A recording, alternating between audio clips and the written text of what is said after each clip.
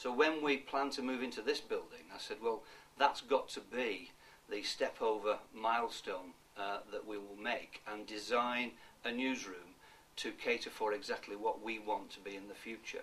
Because we'd already decided that to purely concentrate on print was just not sustainable, and that we would not be able to keep on that print path and try and search out new audiences. That whatever we did, we've got a long history here in Manchester, as you know, and whatever I have done or previous editors have done, we've never been able to stem the inexorable decline that evening newspapers particularly have suffered. So we thought, well, the only way to try and maximise that audience that we're seeking is to look for these new platforms, and that's a story that many other people have told, I know. But what a transforming moment it was when we came to this building, which you can see is modern, airy, and a nice environment.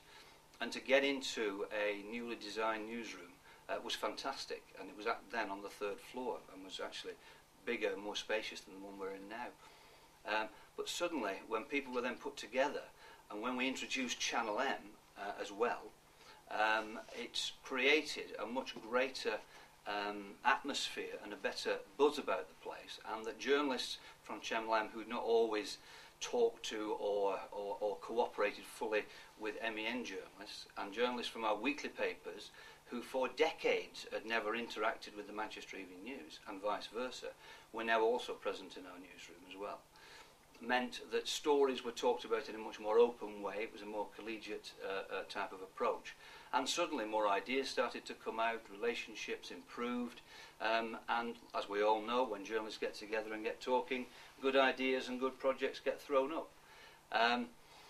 I guess then when we looked at the way we designed it, which is pretty similar to, I suppose, the Daily Telegraph with their news hub, we decided that it was too big, and that the hub, which had all the different heads of department sitting together, which sounds like a great idea, and it is, but if they're so far away from each other that they still can't hear and communicate effectively, it's no good. So we broke that in two, and when we moved to this floor for reasons of space, because we've vacated the 3rd floor completely, everybody's much closer together now, and again that's improved the communication.